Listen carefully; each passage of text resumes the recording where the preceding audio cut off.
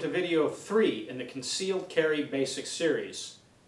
In this video, we're going to talk about operational security, or as it's known in the military, OPSEC. Now, what is OPSEC? Well, think of OPSEC as your right to privacy. And we're going to exercise that to the extreme because we're looking for, well, complete concealment. So one of the easiest ways to break OPSEC and to let everybody know that, well, you're carrying or you're going to be carrying is what's pretty popular today, Facebook, Twitter, etc. So our first piece of advice to you is, well, go mum. Mum is the word. Don't say anything to anybody. Sure, your significant other may know. Sure, your best friend may know. But other than that, those are all the people that could ever possibly need to know. So, keep it safe, keep it secure, stay completely concealed. Now the next step in this is this life transformation that we spoke of earlier.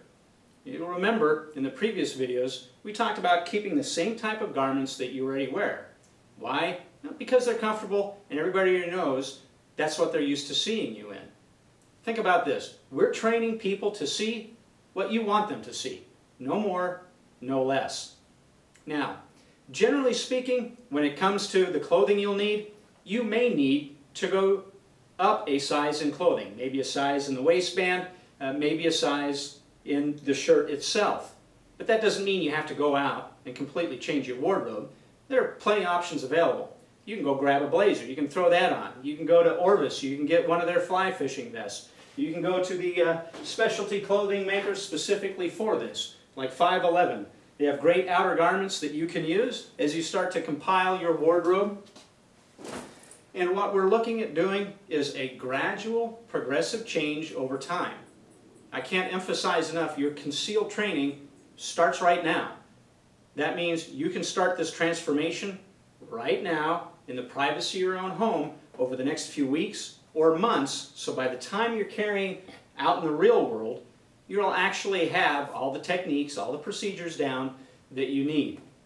So, while you're in your own home, there's a lot of things you can do. One, as you start experimenting with this clothing, you can see how well it fits you.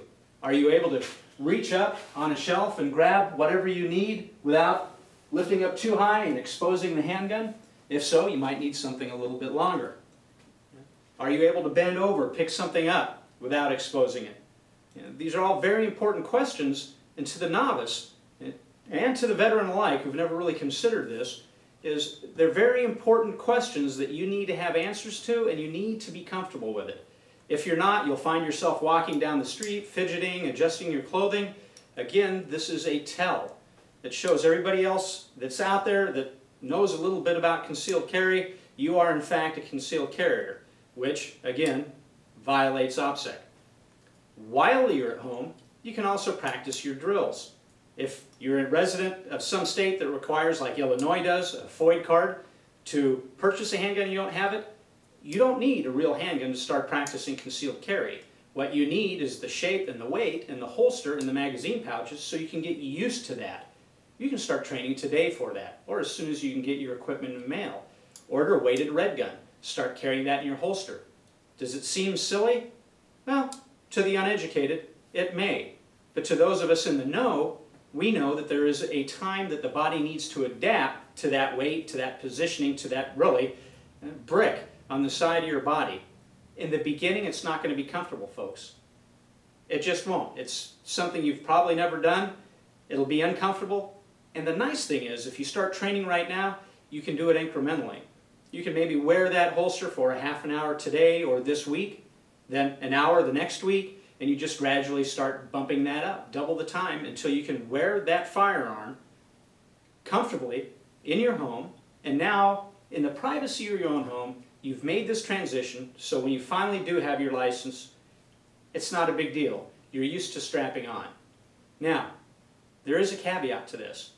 We're not advocating that you take a handgun, put it on your body, wearing it concealed, and then carry it around out in the city. Again, this is done in the privacy of your own home. So remember, if you're doing this and you're taking our advice, if you don't have that license, you need to disarm yourself before you walk out the door, or you could find yourself hemmed up pretty bad by law enforcement for exercising that right that you already have the ability to do, which is protect yourself. So don't get yourself in trouble. If you're not licensed, don't carry out in the street.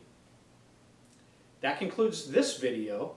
In video 4, we'll actually give you some demos and show you how all this equipment works and fits together.